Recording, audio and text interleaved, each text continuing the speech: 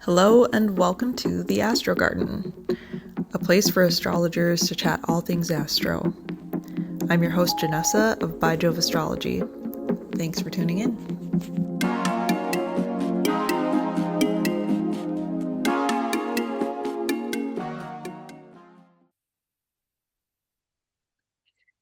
All right, well, welcome to our next episode of the Astro Garden. Today I have Tarah Stevenson here with me.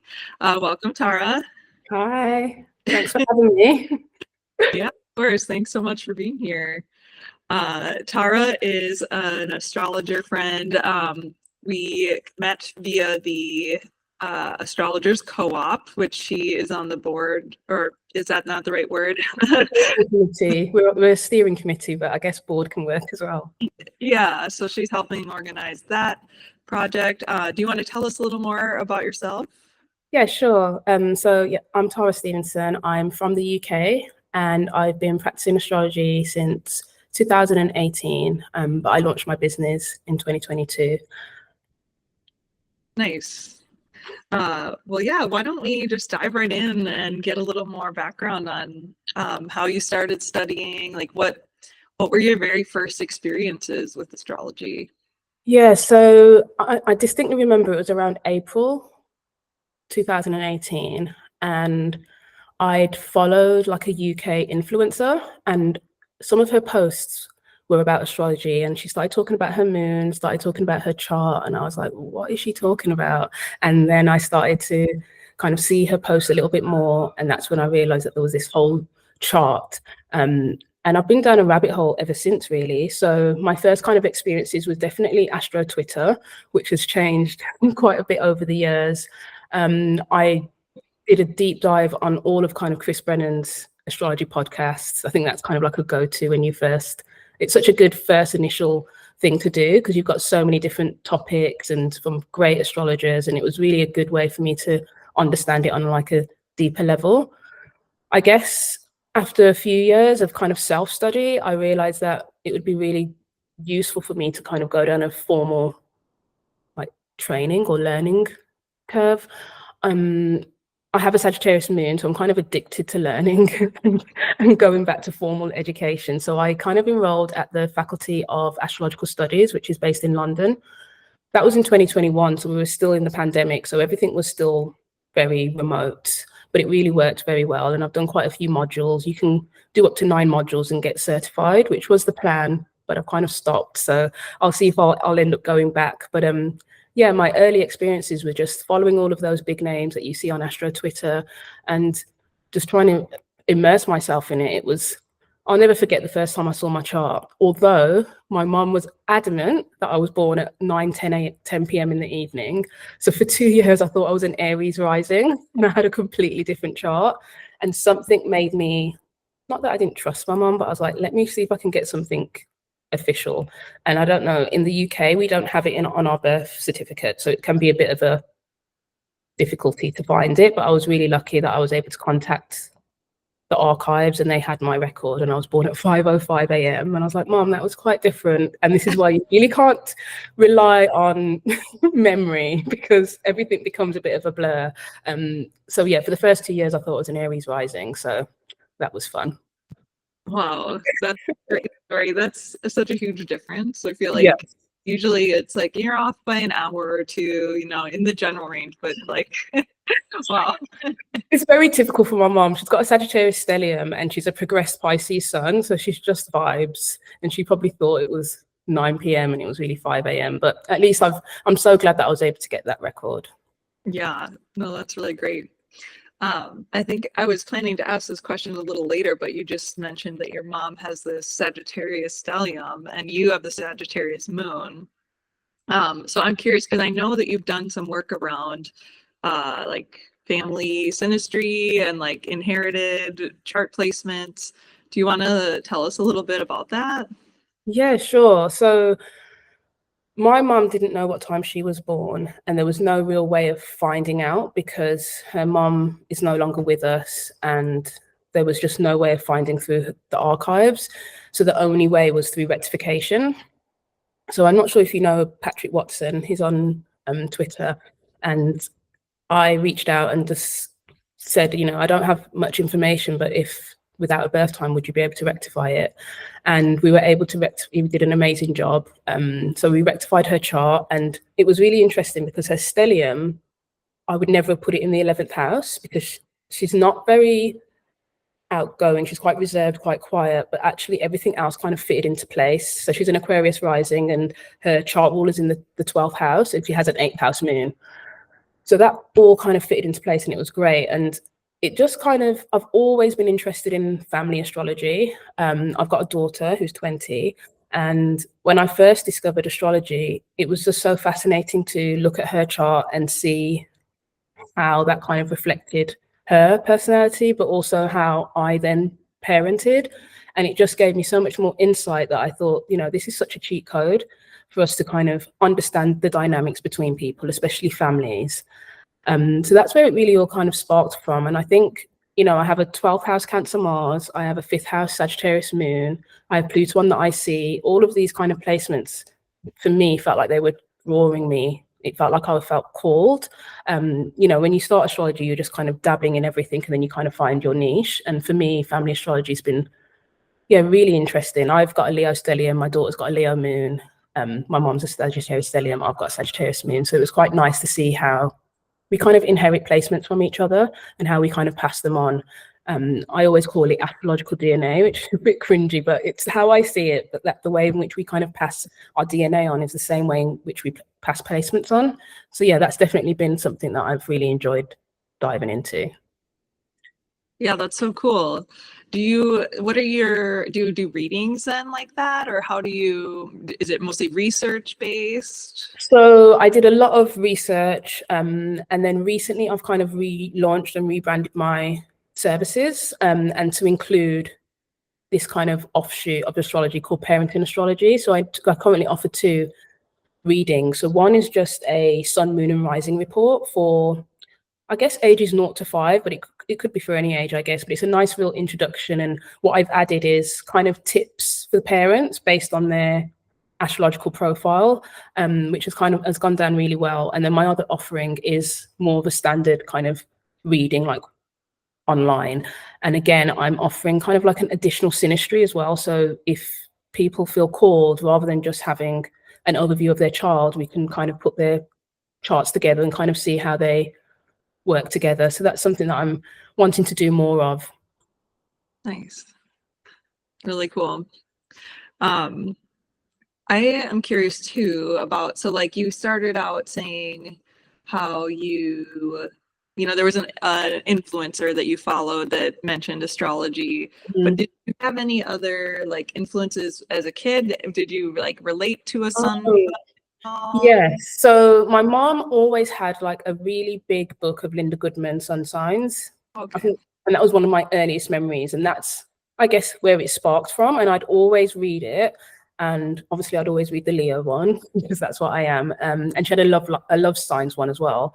But it's, I don't know, as part of me just wishes that I'd somehow, I don't know, found out more earlier, because I'd always known about sun signs and I'd known about Linda Goodman, but I didn't actually find out about the whole chart until later.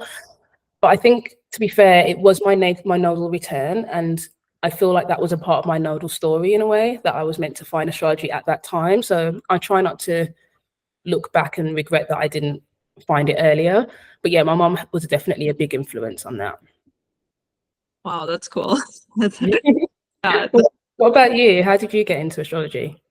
I think I'd seen horoscopes in magazines and things like the kid or teenager, but I never really knew how much stock to put in it. I didn't relate to my sun sign too much. I have an 8th house sun, so it's a little, doesn't play out maybe the same as others. And so, yeah, I guess I just came to it more recently in like 2021 or 2022, actually, with kind of following Chani or different people on Instagram and learning more, like, oh, it's not just your sun, kind of similar to what you were saying. Sorry, I don't know your sun, moon, and rising. I know that's like the astrologer's chat line. I don't think I know what it is. No worries. Mine is I'm a Libra sun, a Pisces rising, and a Scorpio moon. Okay, nice. I think because you're writing for the co-op, aren't you? Like Pisces 1. So is your ascendant in the first decan? Yep. I'm a 0 degree Pisces. Oh, so have you got that accurate by birth time? What? Have you got an accurate birth time? I do. Yeah. I've done a little bit of rectification work just on basic, life events and things. Oh, yeah. And pretty big Scorpio stellium. So I feel like with that being in the 9th, it makes the most sense. Yeah. And just, life events. So it feels good. Aquarius feels wrong. So. And I guess that's the beauty with rectification is you just kind of play around and see where things land and how that kind of resonates. And there's so many good timing techniques that you can kind of retrospectively look at. I love that part of astrology. Yeah, it's really cool. And it's I just lost my train of thought, but yeah. It's okay. Mercury's probably doing something. It is. Internet is like, my video of you is frozen right now. I don't know if I'm frozen for you, but No, you're not frozen for me. okay. Well, I'm just hoping it's recording properly. We'll find out in an hour. Yes. So I guess maybe that's a good segue too of like, we're recording this on July 26th of 2024. Do you want to speak a little bit about the astro weather right now for you and how that's been going? We've just come off of the Mars conjunction. The world news has been insane. Personal stories are flying in. Like everyone is going through it. And I know, like, on some level, like, you detach yourself from, the predictions that you hear. We knew that July and August were going to be notoriously difficult. And on paper, you can see why. But it still came as a shock to me at how bad it felt. Like, I don't know if it was because, and it makes me think of, like, the Capricorn full moon. The fact that it kind of straddled that month. And we had one at 1 degree and 29 degrees. That 29-degree Pluto full moon with Pluto there was just super, super intense. And that Mars-Uranus conjunction was in my 10th house. Oh my God. And it was squaring my ascendant. And I was getting so injured. I had lots of little things going on. And it got to the point where I had to kind of put an alarm in my phone to like remind myself there's a Mars-Uranus conjunction, like take your time. Because I was so worried that something was going to happen.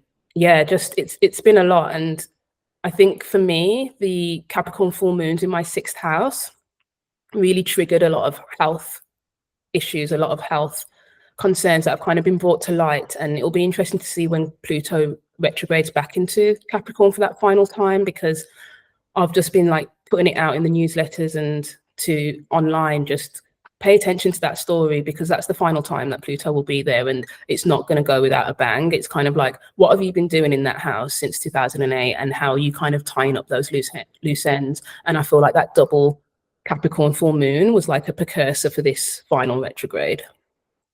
Oh, totally. Yeah, and the double full moon, it's just like two and Whose idea was that? Yeah, it was fun. How did you find it?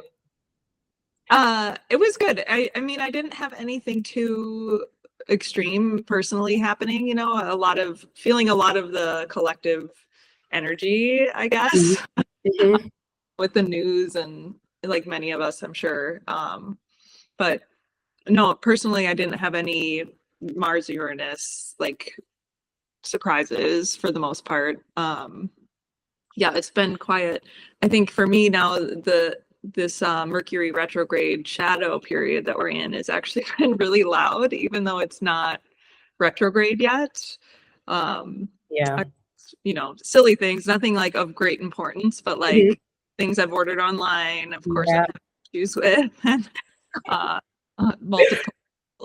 multiple occasions of that just within like the last 24 hours. So I've been trying to take a step back from the transits, because I don't know, I think I was getting a bit too obsessed with them. So I didn't actually know when the shadow period was, but I had a sense of when it was, just because everything started glitching. And I was like, it started.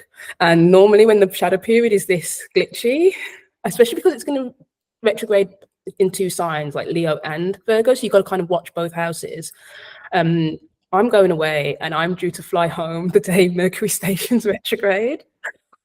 So I fully anticipate there'll be delays and cancellations, and it's just one of those things. We're going to an event overseas, so I didn't really have a choice in the dates that I was flying. So that will be fun, trying to get home on the 5th. Yeah. Well, I wish you the best of luck with that. Thank you. The petition agree to help you out a little bit. I'm hoping so. It'll be in my first and second house. So Okay, that's right. So you're Leo rising, right? yeah, so I'm a Leo rising, Leo sun, Sagittarius moon, lots and lots of fire. So is it happy birthday? Is that appropriate for you right now? Thank you. Yeah, it's in 2 weeks. Nice. Yeah, and I've just finished writing for Leo Deacon 2. So yeah, so that will be out soon. And I guess that's the first time I've had anything.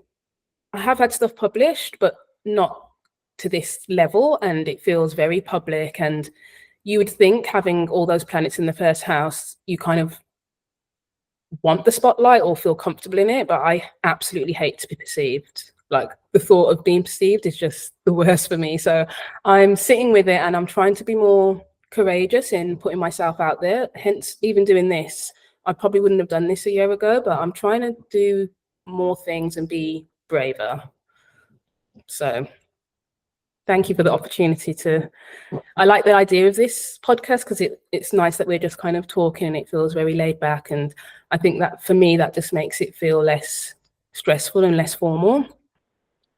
Well, that's great to hear, because that's exactly my hope. And that's the whole idea behind the Yes. project. No, I love it. Thank you. Well, thanks for being here. And do you want to talk more about your work with the Astrologers Co-op? Yeah, sure. So I think it was probably this time last year that Lindsay, who's known as Bad Pastor on Twitter, kind of put out a kind of call for anyone that was interested in joining. And so I put myself forward just because, and I guess you can relate to this, I find that as an astrologer, it can be quite an isolating kind of work that we do. We kind of do a lot of our work in like separately, and there's not, even though we have stuff like Astro Twitter, it just doesn't really feel like a sustainable community. And I think that's what Lindsay was hoping for. And everything they talked about in terms of their the ideas behind it kind of resonated with me. And I was like, look, I'm not good in groups. I always overthink things. I'm a lone ranger, but maybe this is like the time to really try and do something different. And before I knew, I was applying to be a part of the steering committee. And I was like, what are you doing? But it's been amazing. Like the whole idea of the co-op is to create something sustainable and stable, and something that's created by astrologers for astrologers. We know that there's so many big corporate organizations out there that kind of jump on that astrology bandwagon to make money, but really, where is the authenticity? How many of those are actually fueled by real astrologers? And that was the whole point. We want to also make sure that it creates diversity and inclusion. So I love that we were able to do this Deacon walk with 36 different astrologers from all different walks of life, and it didn't matter if you had a big following on Twitter. It didn't really matter about that. It was more around like, what can you bring? And we want to be able to hear all these different voices. So honestly, it's been one of the best things I've done in this last year. And I'm in an 11th house year from Sex Light, and it really has kind of helped me understand the 11th house in greater detail, and how much community and collaboration is just what we need, especially now in the world that we live in. I think a lot of us are separate, even if we feel connected by our phones, but doing something like the Astrologers Co-op is a really nice way of, just being more authentically connected and just supporting each other. Yeah, I've been really impressed with the whole concept that you all came up with on the steering committee. I think it's just everybody, there's a lot of interest right now in the decans and in a decan walk. And so I think that's a genius way to kind of, make the most of that. And then it's such a great way to like provide so many opportunities for different people to like share their thoughts just everything about the project is just awesome. So essentially there's 36 decans. So then you've got 36 different writers, right? Yeah. And then in between, there's a lot of other opportunities where you guys have been able to highlight other astrologers too for different transits or different. Yeah. Um, Yeah.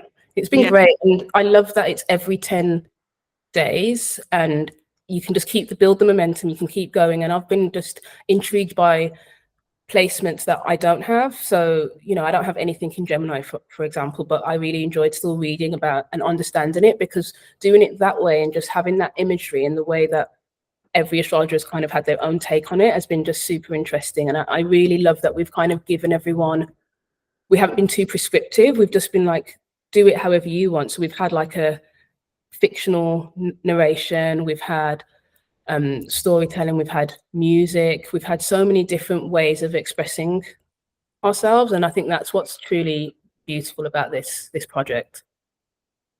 Yeah, it's been really cool to see the variety of ways that people come up with things. Like I would never think to do some of the things that have come up, and it's like, wow, it's just so unique and so fun to see all the different ways. No, I agree. Yeah. It's been good. And, you know, I just love that if you're just starting out and you're feeling like, how do I become a part of something? It's just a really nice and easy way to just feel like, okay, I can get my stuff out there, I can feel heard. And, you know, we do our best to promote each author on social media, and it might drive people to look at your website and see what else you offer. And the hope is that we can formalize things into, you know, a website, and there'll be a landing page, and there'll be more. So there's definitely going to be more that's coming, for sure. Yeah, I'm really excited to participate in that too. Once there's more that we can do as a collective, ways we can support each other that are more than just a project. Like things like, you know, we've talked about insurance or ways to make it so that people can pursue their passions and their goals of, like, you know, being an astrologer full time, or you know, all kinds of things, but that have limitations, right, within the real world, and needing to yes. Yeah. It's definitely one of the difficulties, I think, with any small business. But I do find that even though it's still a relatively niche topic in the general public, it still feels saturated in a way, in terms of there's so much content. It's hard to try and stand out. That's definitely something I've kind of battled with, in terms of like, what's my USP? How do I stand out? And that can be difficult. But if you're not doing it alone and you feel like you're doing it with people, then it just feels so much easier. And it also just feels like, yeah, we can support each other and help each other. So I'm really glad that, even though I was hesitant, that I took up the opportunity to do this and be a part of it. And it means that I've got the confidence to do more things, like talk to you on this podcast. Totally. Yeah, I have also been working with groups like this, the Astrologers Co-op, but then I also have friends from astrology school, and it's been a really good lesson for me in learning, like, when we support each other and when we lift each other up, we all do better. I think Krista likes to say, like, a rising tide lifts all boats. So I think just that kind of, it's a shift in mentality, right? When we're all kind of used to, like, capitalism and one person to get a little bit more, you know, for ourselves. But I think it's a much needed shift in thinking. And I think now is like the time of this, right? Like we've got, it's, No, I agree. Like it makes me think of that crabs in a bucket, where they're all trying to get out, but they're pulling each other down, and it's like, no one's going to get out unless we just help each other. And yeah, I think we're definitely moving in that way. And I wonder if the movement of kind of Aquarius into Pluto, and maybe even Gemini and in Jupiter, just more of that collaboration and collectivity. And it does feel like that shift has happened in the last few years, for sure. When you were speaking earlier too about you're in an 11th house year and you're feeling like more public, you had mentioned wanting to talk a little bit more about, like, your own your own, like coming into yourself and being more comfortable being seen, and dealing with like your own like, do you want to share about yeah, sure. No, this is a good time actually, for sure. So I'm in an 11th house year from sect light, and I don't know if you perfect from the sect light, but it's something I'm talking to everyone about because I've realized how it's definitely a side story, but it's still important. So I'm in a 7th house year, but 11th house from sect light, and there's been a lot of 7th house themes, how I relate to others in relation to myself. It's the house of projection, and I've realized, okay, there are things that maybe this is projection, like trying to be more self-aware. And honestly, last summer, which was probably around this time actually, Venus stationed retrograde in Leo. And yes, it was in my first house and it touched all of my planets. I didn't realize it was going to have such a profound effect on me in terms of really thinking about how authentic I am and how true I am to myself. And I feel like that is a key theme of Leo. And I'm really grateful that Venus did retrograde because it really got me to start thinking about how I show up. And then interestingly, that Leo Venus retrograde was embedded into my solar return in the 12th house.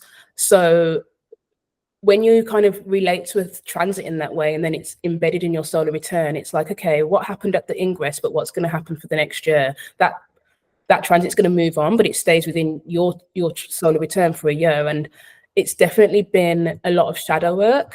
And as I was starting to think about being more authentic, I don't know, it's hard to explain, but like throughout my whole life, I've known that something was different or I was different, but I never knew how to express that or understand it.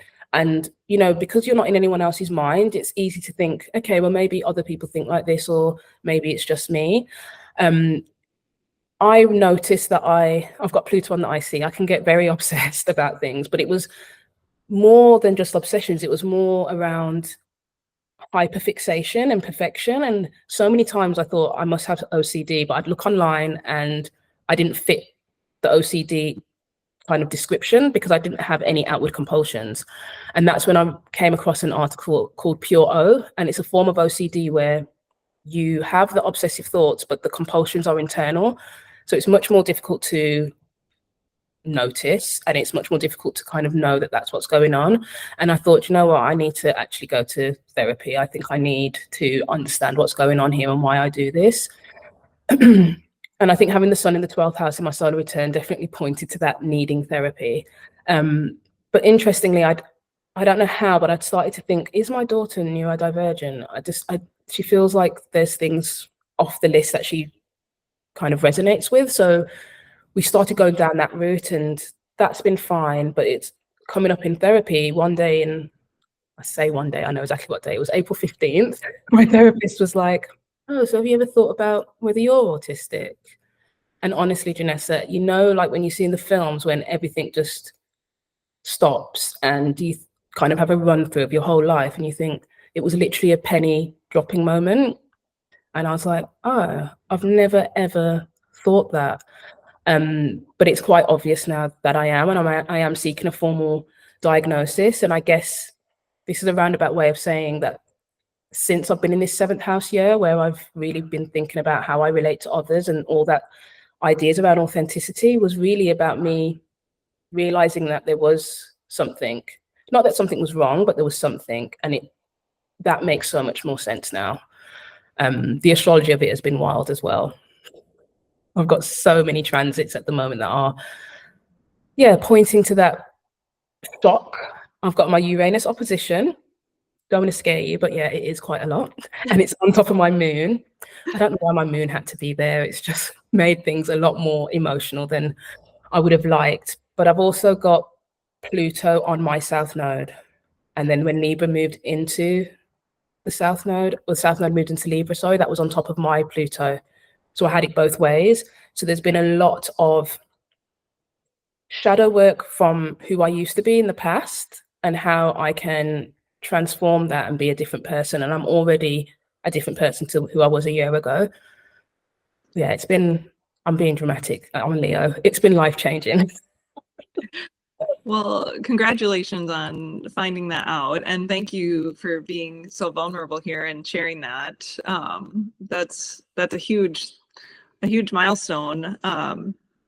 Yeah, I am very appreciative of you sharing your story, and I think it's really helpful for other people to hear how we find out these things about ourselves as Yeah. we age.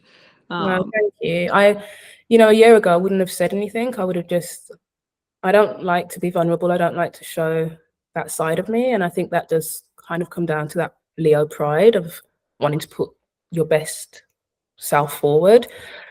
But that again is not being authentic and it's not being true. And if you don't allow yourself to be vulnerable, you can't make those deeper connections. And I've just learned so much. And actually, I'm feeling inspired to talk about it, because the more I talk about it, the more people are like, oh, actually, and it makes them think and it actually makes them feel more comfortable. So if by talking, people can relate and feel comfortable to explore themselves, then I'm happy with that. Yeah. Well, that's so great. I think that's so very, I know you said you don't always feel like a first house son, or I'm sorry. Yeah, my son's in the first house. Yeah, but I think that's so first house sun and Leo is just like, here I am, like I'm shining for you all to see, and I am who I am, right? Like I think I was just listening to the astrology podcast episode on the first house, and that they were speaking about the sun in the first being like, you are here to like be yourself, and there's not a lot others can do to kind of like keep you from shining that way. And yeah, no, and I think it is such a typical sun in the first house story. And it's so funny, when I first saw my chart and I saw all that Leo, I was just like, ugh. But then I saw like the North Node in Leo and I was like, seriously, I've got a stellium plus the North Node, like what am I supposed to be learning? And it's so obvious now what I was supposed to be learning. Like, be yourself, be proud of who you are, be authentic, don't dim your shine, like all of those Leo things that, to be honest, I had absorbed a lot of the negativity around being a Leo, and I absorbed it and took it on as true. And I found it really hard to see the good in it. And I now know what the North Node in Leo is teaching me. And yeah, I just feel a lot more happier within myself. And I still get nervous and I still have stage fright. But now I feel like at least I'm being me. And having that diagnosis or self-diagnosis means that I'm now kinder to myself. Like there's so many times when you kind of have that negative voice, and I still have it, but I'm so much better at being able to say, I'm not listening to that today. Like I'm not going there. And that feels powerful. And that feels like, okay, maybe this second chapter of my life can be, just more fulfilling. yeah. No, I'm so happy to hear that. And I think that just reiterates a good point too of like our responsibility as astrologers to not feed into those stereotypes, or to really make sure that we're being like responsible with how we're saying things and how we're framing all of the signs. There's a seed of truth in some of the stereotypes, but that doesn't mean that every Leo needs to be center stage or wants that. And yeah, or whatever it is for whatever sign we're talking about. Yeah. And so, I do see online when there's that stereotyping, and I guess some of it is tongue in cheek and funny, but then, you've got to be careful with, and we do have a responsibility. And, it's a lot easier to be kinder to other people. So if I was given a reading to someone with a Leo stellium, I would never say the things I said to myself. Like I'd always, bring out the best in them. And it's about, just being kinder to yourself and understanding that there's lots of different ways to do things and lots of ways of being, and there's no kind of right or wrong answer. You got to just, lean into it. So honestly, like astrology is so good at helping you to figure out stuff about you. Like I've learned so much about myself. I really think maybe that first house stellium's like super interested in learning about who I am. Something that's really interesting is I've now started to take more time with my other placements. Like in a weird way, the Leo stellium just took over, and it was just like the spotlight. And it's like for the last 6 years, like Leo, Leo, Leo. And I'm like, well, I've got this Sagittarius moon and I've got this Cancer Mars in the 12th house. What's that doing? And my Virgo Venus, okay. And I'm trying to like find other bits in my chart that are still a part of me. Do you find that? Do you find that you look at your chart and think, oh, I've never really dived into that? That's actually an interesting part. Oh yeah, yeah, lots of times. Yeah. It never stops, does it? No, no, it doesn't. And as you were talking too, I was thinking about how, diagnoses and astrology they're not the same thing. I'm not a medical professional. I'm not saying that they're equivalent, but I myself have taken some online tests for similar like neurodivergent things, and ones that are recommended by medical professionals. And I found that I do have some tendencies as well, but for me at least, like my takeaway was, sure, like it feels like another lens that is similar to astrology with which to view myself and with which to have more compassion for myself. Yes. Which in turn is like more compassion for other people that we're able to give, right? Like, yeah. So I don't know, just a tangent. No, I know what you mean. Like, I think now that I've been able to see what was happening for what it is about being more compassionate with other people. I'm not so quick to judge or have an opinion, because you don't know what they're going through. You don't know what's happening with them, and there could be lots of different reasons. And actually, we all need to just give each other more grace, because we're all living in this world, like struggling with the daily grind. Like, we have to understand that everyone's different. And yeah, I think it has made me feel more empathetic to everyone in terms of, well, what are they going through? And if their brain is working a little bit differently, then they're going to see things differently, and that's okay. Yeah. And not only is that okay, it's like, it's great, right? Like, that's how we can get all these different perspectives and like Sure. in a different way than we would have, like with the Astrologers Co-op and all of the different viewpoints and ways of tackling the same exact task. Exactly. Yeah. And I love reading about businesses or organizations that are actively looking for neurodivergent people for that reason, because we think in a different way, we approach problem solving in a different way, and just having that diversity means that you're going to get so much more out of the business or whatever it is. And even in the Astrologers Co-op, we all bring such different things, and of course that's going to be stronger. So yeah, I'm when I found out I was autistic, I didn't feel like, oh no, it was more just like, wow, okay, so I need to reframe like my image of myself and my past through this lens. Like you said, like you look through that lens and you see different things. It's been good. I mean, I'm a lot happier just knowing that there was a reason, or there was something. It wasn't just me. Totally. That's so good to hear. Yeah. So do you think, so I know in America it's different. Are you happy, like, do you want to pursue a diagnosis, or are you happy with just knowing that you might be? Like, what's your kind of relationship with it? Yeah, I don't need to pursue it at this point. I feel like it's not, I'm not off, my numbers are low. I don't feel like I need it, and I don't know what it would help me to do if I were to seek a diagnosis. So I just kind of feel like, okay, it's a good thing to know. Again, like astrology, where it's like, okay, this is when things are getting difficult, or I'm struggling with something, it's like I can look at that and be like, okay, this might be one reason why, or or like a way of understanding it, to get to the root of an issue or something. Yeah. Knowledge is power, isn't it? So just knowing, okay, so it could be because of this, and then you can kind of readjust. It's when you're in the dark and you don't know what's going on. Like I was saying to someone the other day, if I had been experiencing the transits in the last few weeks without being an astrologer, I think I would have been sectioned. Like I felt like I was losing my mind. Just knowing that it was the astrology and that it would pass just helps so much, to know that it's not going to be forever. Totally. Yeah, I think that's the one thing I hear from people again and again with what they like about astrology, is knowing that it's not going to be forever, right? Yes. There's an end in sight. There's an end in sight. In fact, there's down to the minute, we know exactly when something's going to happen, which, yeah. Yeah.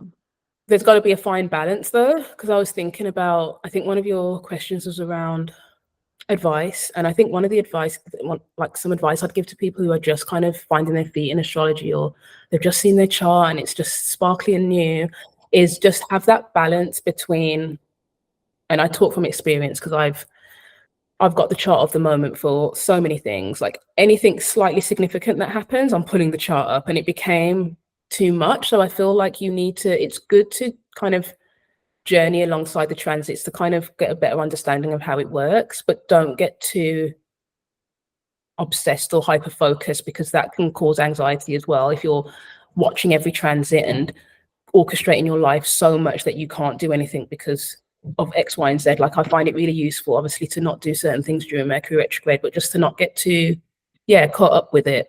And that just comes from experience, because I feel like I got to a point where I was just hyper fixating on the transits, and it's easy to do because you have an app on your phone and you just pull it up.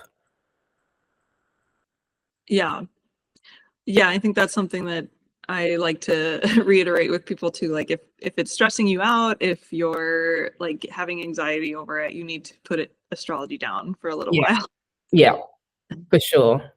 So it should be helpful. It should be like a fun thing, or like something that makes your life better. Yes. Something that makes it worse. For sure.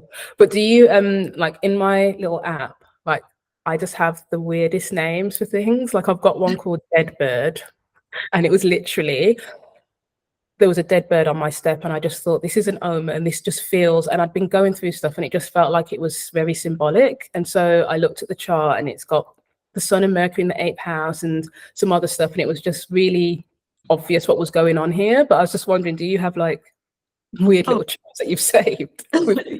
Like WTF, or question mark. It's like, what was that? I don't remember. What was that? I think all astrologers do that. It is fun though. It is. So I also wanted to make sure to ask you, because you recently got to take your first trip to Norwalk with the as like representing the Astrologers Co-op. Do you want to tell us about what that was like for you? Yeah, sure. So it wasn't really representing them, but obviously we'd launched by that point, and I did meet Lindsay, which was lovely. Do you know what? I booked that, and I just book things and not really think about it. So I booked it, and then the whole midlife crisis, Uranus opposition, whatever you want to call it, happened, and I was like, I can't go to America. I can't fly across the world and just meet random strangers. Like, what was I thinking? I have a Sagittarius moon. Ever since I was 18, I've literally hopped flights, gone to different parts of the world, and just been fine. And I think it was my Sagittarius moon that just booked it. And like, my Virgo Venus was like, what are we doing here? Like, why have we done this?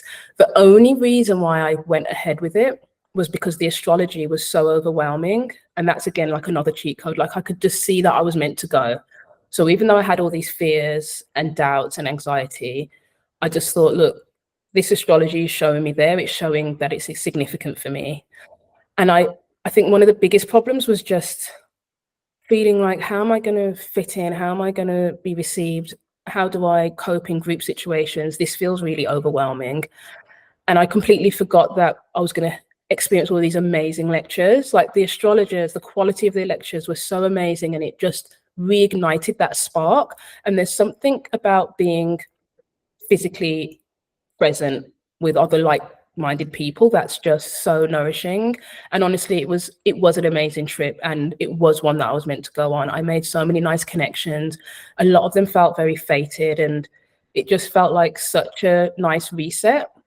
And just hearing the different lecturers and their kind of take on things, I went to lots of different ones. I don't subscribe to the you've got to do traditional or modern, or you've got to do this or that. I'm just interested. So I got to have a selfie with Demetra George, which is my highlight. We share about 7 placements. So I'm like, oh, am I Demetra George part 2, 2.0? Probably not, but we had a little selfie. She did a great lecture on the 10th house. Diana Rose Harper did an amazing lecture on the 2nd house. Celeste Brooks did one on the eclipses. There were so many good things, and I made so many yeah, really good connections. And so I think when you're doubtful about something, if you trust yourself to understand what the astrology is saying, then you can go with it, because I don't know if I would have gone without the support of that astrology showing me that I should be there. Yeah, that is great to like be able to have it confirmed that way. Like, and I think that is a good point too about, how astrology works as like a divinatory art. It's like, we can pull a tarot card and maybe get the same answer as just like looking at the Yes. chart. Like, is this the right time? Is this the right thing? And seeing it confirmed again and again, or not confirmed, whatever the situation is. But yeah, that's such a great use for astrology for sure. Yeah, because I thought, look, I'm an 11th house year. Jupiter's going to enter my 11th house. It literally entered while I was in this evolutionary astrology lecture, which really piqued my interest because Pluto and the nodes have always had like a special place in my heart. And so that's something I'm definitely going to explore. But about 10 minutes after my flight took off was when my lunar return chart kicked in. And it Mhm. showed all this 11th house action and ninth house. And I was like, okay, I'm meant to be going. Let's do this. That's perfect. Yeah, it was. So yeah, my Sag moon knew what needed to be done. Well, I think we should make sure that we tell people where we can find your work before we wrap up here. If you want to share, what your offerings are, where we can find you, all that Yeah, good stuff. sure. So I'm on Twitter. Oh, sorry, X, formerly known as Twitter. So I think it's love Luna Astro. And I'm also on Instagram, and I have a website, loveandlunaastrology.com.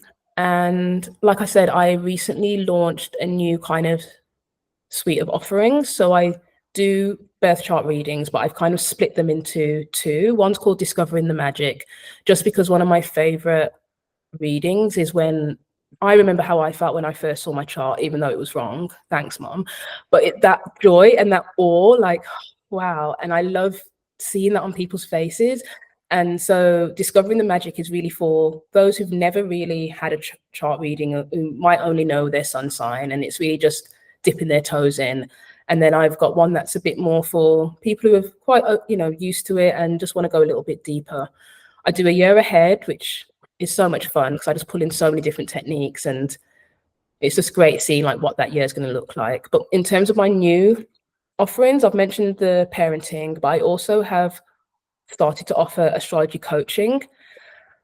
I have realized that you can do so much with the chart, especially with transits. And so I offer either a one-off session or a three-part session. And what we do is we look at the chart, we look at the strengths and weaknesses, we look at the natal promise and think about, how can we draw on those strengths and how can we work with those challenges? But then we then work with the transits and how can the transits benefit me? Like when would be a good time to post, or depending on whatever the thing is. And then we all come together and we kind of look at the action plan. So yeah, the astrology coaching is something new, but something that I'm really interested in. I really enjoy working with clients in that way. That's awesome. Thanks so much for sharing everything today and being so vulnerable and sharing, who you are with us. I'm really appreciative for you, and thanks for taking the time to meet with me. No, thank you. I really appreciate you doing this because it's such a nice way to just talk about astrology and for it to just feel really natural, but you've got a really nice kind of welcoming vibe. It must be that Libra sun. Even in the 8th house is shining. Yeah, I've really enjoyed it and I think it's great. I'm looking forward to watching all the other ones that you've done. And yeah, reading your Pisces 1 piece as well. Well, thanks, Tara. I'm sure I'll be in touch soon. Yeah, take care. Bye. Bye.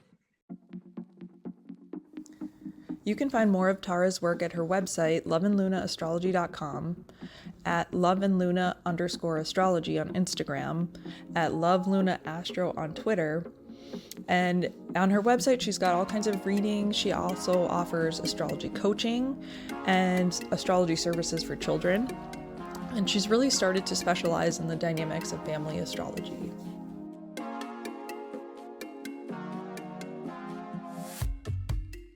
For more information about my work, you can find me at byjoveastrology.com, on Instagram at byjoveastro, and on Twitter at byjoveastrology.